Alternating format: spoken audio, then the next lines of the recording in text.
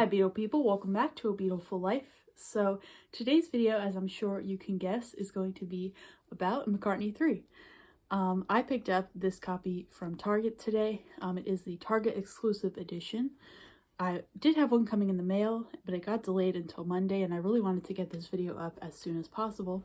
So we're going to be opening up the CD and taking a look at everything inside, and I'm going to be sharing my thoughts on some of the songs as well, even though I'm not capable of doing really an in-depth review, being that I don't know much at all about instruments and things of that nature. So that's not the sort of video this is going to be, but we're going to look inside the CD. I'm going to talk about some songs and some updates of things that are going on now that the album has come out.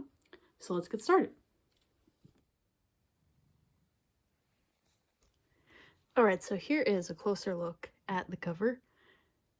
The album art for this particular CD is exclusive to Target, as you can see on that sticker. And I believe it's both the front and back cover that are exclusive. So we have the green dye on the front. And then here's the back. I really like this photo.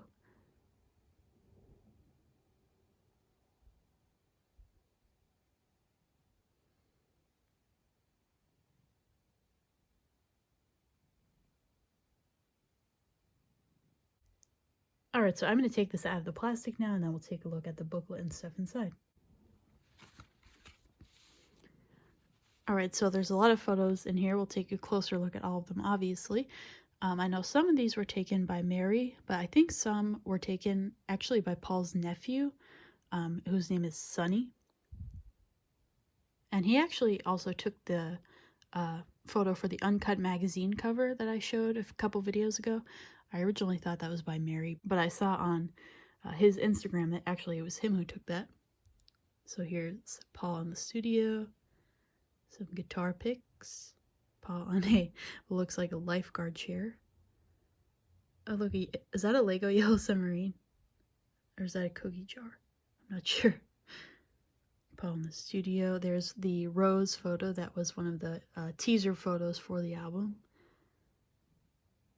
Guitar, painting. There's Nancy.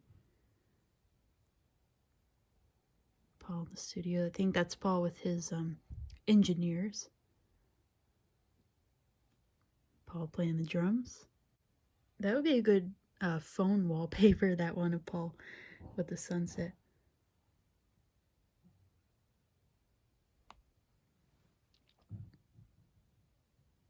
Alright, so I believe on one side is the disc and the other is the booklet, so I guess we'll take a look at the disc first. My cat is snoring, I don't know if you could hear, but there is just the simple black disc with the track list on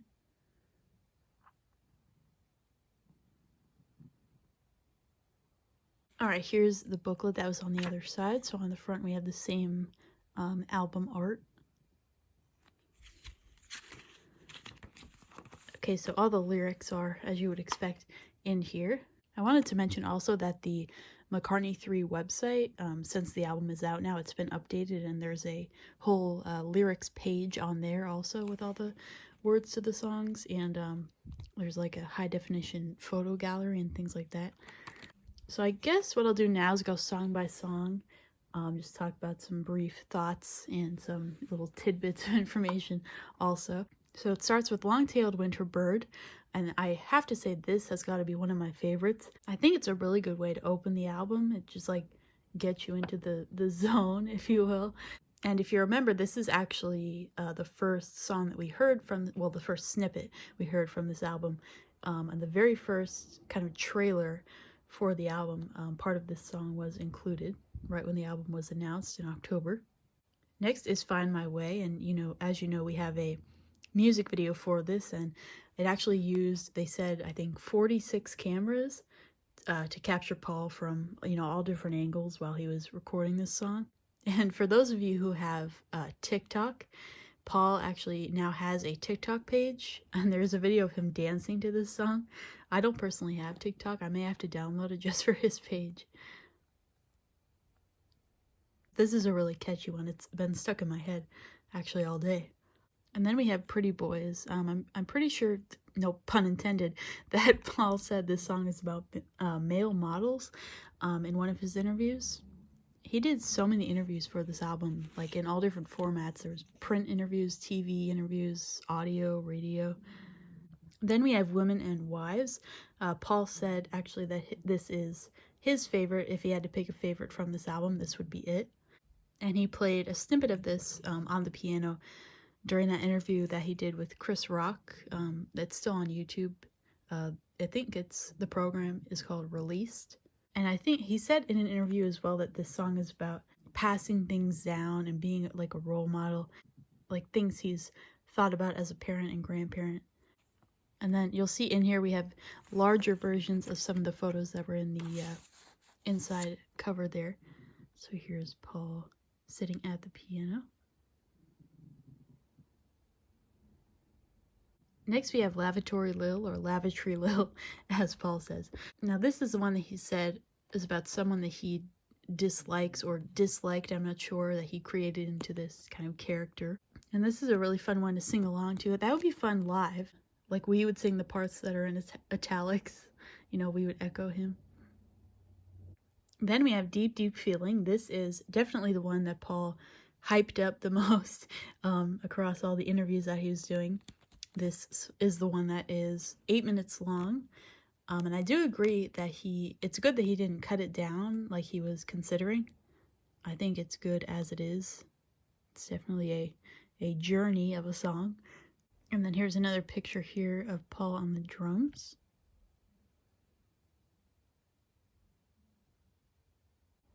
Then we have Slide In. Now this is definitely a rock song. Now I want to show you something at the end because I think on this song there's actually additional personnel on this. Let me find it. So you can see engineered by Steve Orchard, except track 7, which is Slide In. Rusty and Abe from his band are mentioned. Greg Kurstin, who I believe was the producer for Egypt Station. So I don't know what their contributions were in this case. Is it Rusty and Abe playing the instruments? I don't know. If someone does, let me know. I don't know if that is mentioned anywhere. So next we have The Kiss of Venus, which is definitely another favorite of mine. This is another one. A snippet was played on Jimmy Fallon, and he kept singing just the tune over and over. That's pretty much what I've been doing because I don't know all the words yet, so I keep just singing the first 2 lines when it's stuck in my head. So then we have Seize the Day, which I'm pretty sure is about the pandemic, or related to the pandemic anyway. It talks about finding a bright side or looking at things in a different way, being more positive. And he mentioned Santa Claus in here, which is fitting because the album has come out during the Christmas season. It's like Paul's Christmas present to us in a way. Next we have Deep Down. This is one that didn't stick out to me too much when I first heard it, but I am appreciating it more with each listen. There are some really cool vocals at the beginning of this. And then we have the Winter Bird, When Winter Comes medley. So When Winter Comes was the one that was recorded during the Flaming Pie sessions and was actually intended to be a bonus track originally, on Flaming Pie. So if you're wondering why his voice sounds younger in that song, that is why. But he did add the part from Long-Tailed Winterbird to the beginning of this.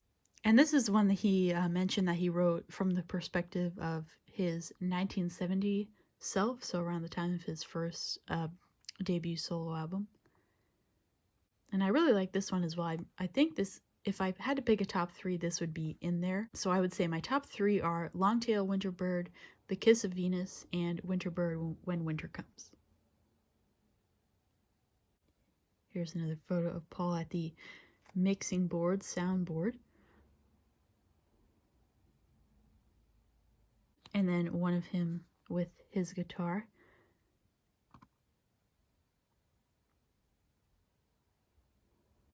So here's the kind of end credits, if you will, made in Rockdown. So you could see the additional personnel on track 7. I think actually one of the bonus tracks on the deluxe digital version of the album is a jam of Slide In. So I would assume that the song is not something that was written in lockdown, that he had the idea or the song for a while. So I don't know if his band plays on that or not. I'm not sure what their contributions are. If someone does, please let me know in the comments. All their photography by Mary McCartney, Sonny McCartney, and Paul McCartney. It's a family affair.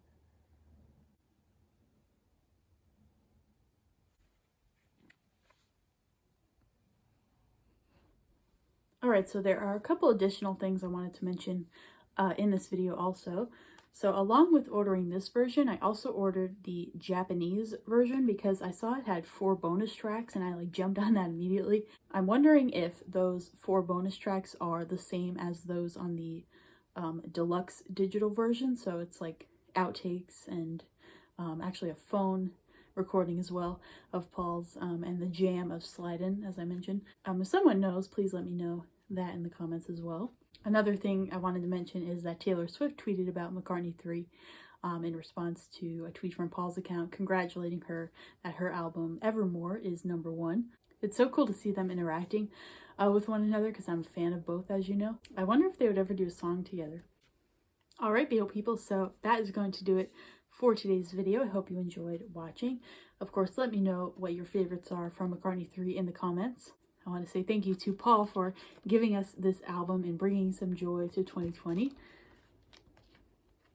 Alright, so that is going to do it for today's video. I want to say thank you very much for watching and be sure to subscribe to my channel if you want to see more things like this. I will leave my blog and social media linked down below so you can check those out if you'd like. And as always, have a beautiful day, everybody. Bye-bye.